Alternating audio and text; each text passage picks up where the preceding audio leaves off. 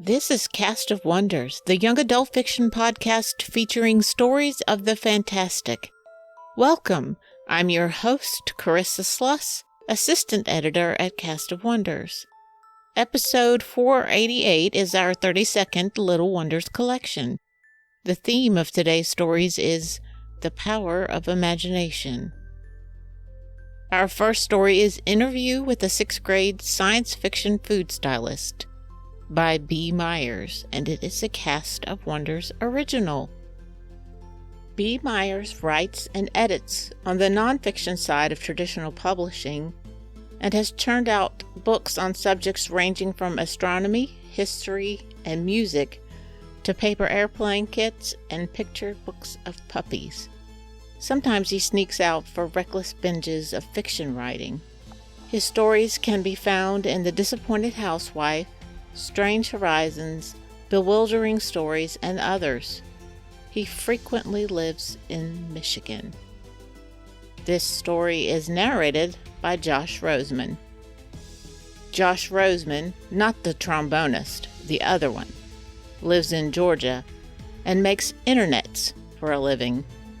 He has been published in, among others, Asimov's Escape Pod and the Dune Steef audio fiction magazine. His short fiction has been collected in the books The Clockwork Russian and Boss Fight, and his novel After the Apocalypse was released in 2017. When not writing, he mostly complains that he's not writing. Find him online at roseplusman.com, which sadly has not been updated in quite some time, or on Twitter at listener42. And now, we've a tale to tell.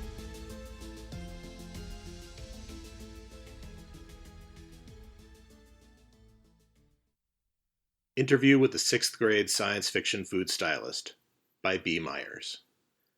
A full excerpt from Gustatory Semiotics Review, Winter, follows.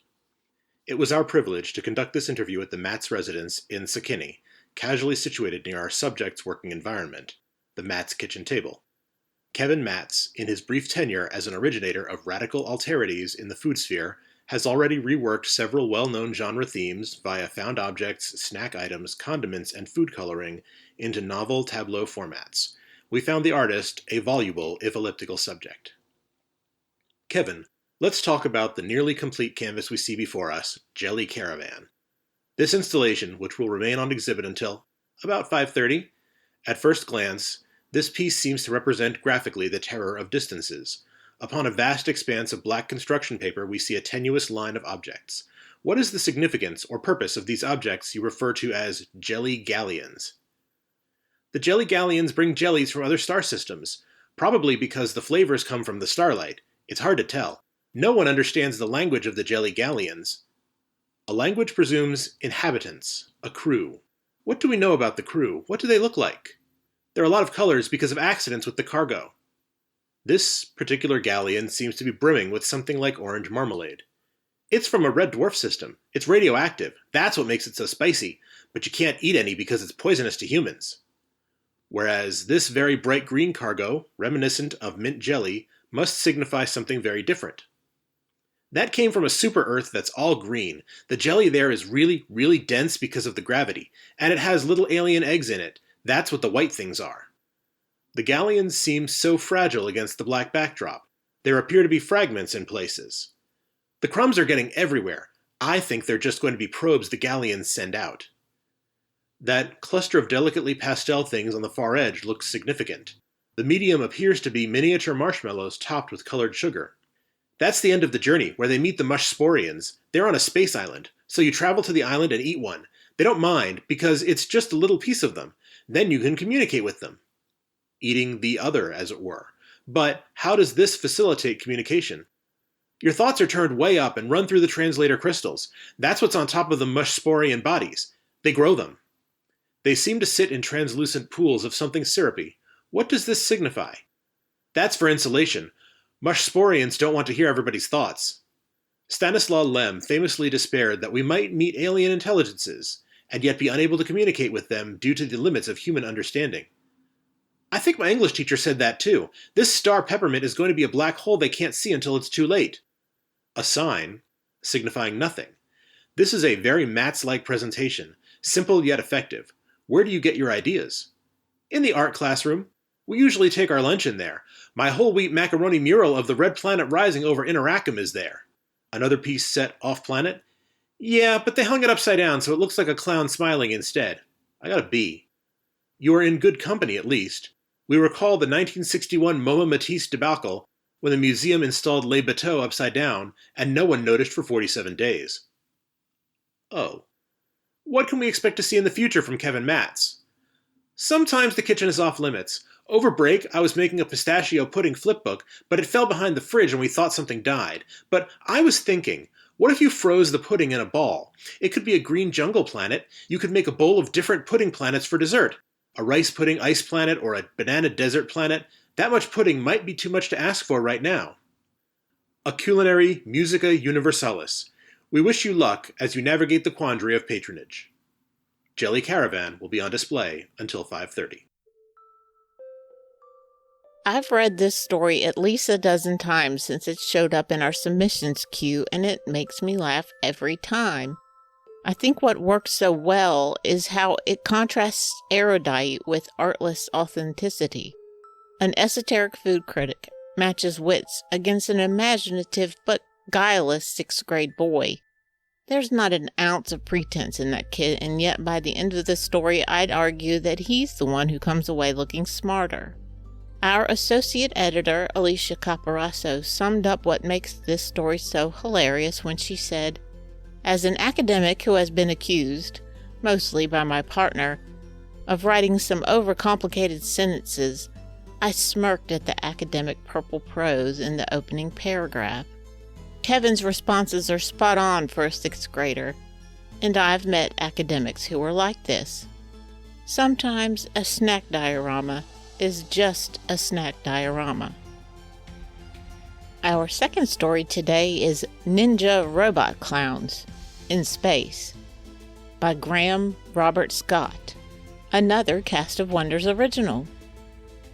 Graham Robert Scott grew up in California and resides in Texas, but he owns neither surfboard nor cowboy hat.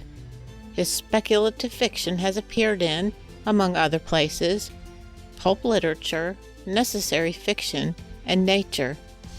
He came up with the title for his story years ago, but only thought up the story itself within the last year.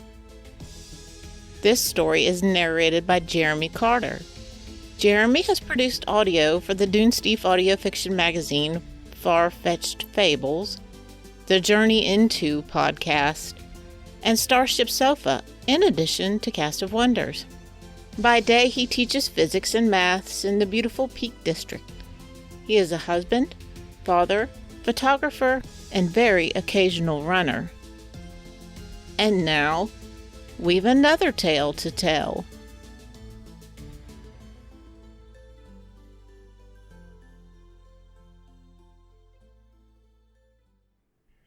Ninja Robot Clowns in Space by Graham Robert Scott. Narrated by Jeremy Carter. A robot who's a ninja clown floats in space. Despite the title of this story, it's the only one, a singular specimen. The title reflects the robot's deepest and most personal wish. But even with trillions of stars to wish on, and dots representing entire galaxies, fortified with wishes like vitamins, there is still only one ninja robot clown. Some benefits accrue to a ninja robot clown in space. Its giant shoes cannot trip it up. Its shuriken fly on and on and on till they hit a target. Observers sometimes see the shuriken flying. A father points and says, "Look, a shooting star." "No, Daddy," his daughter replies, "that's a throwing star."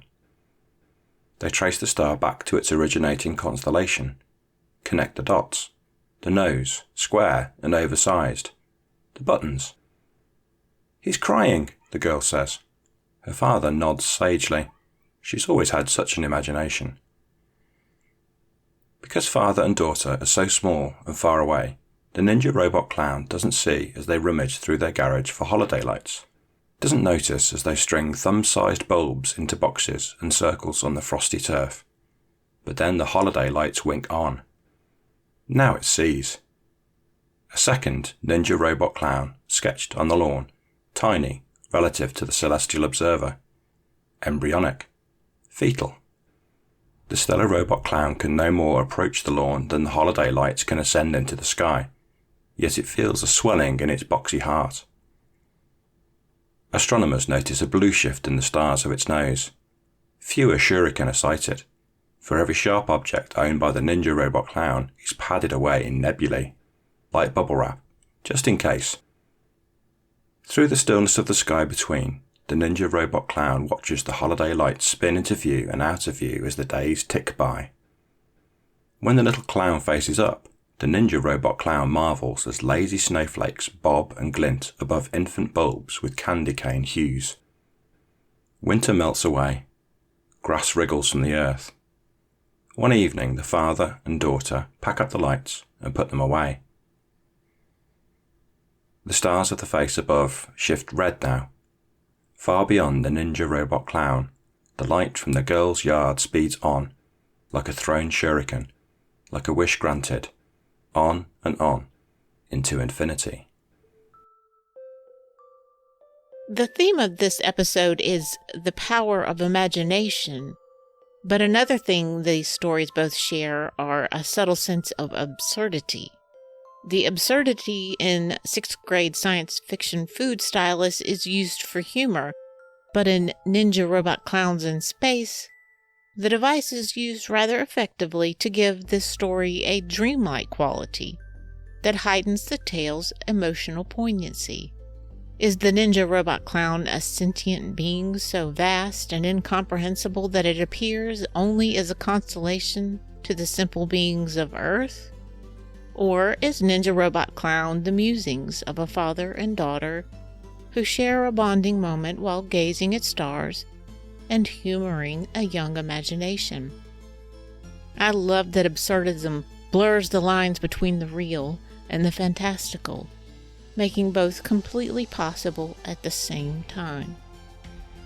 We hope you've enjoyed today's episode.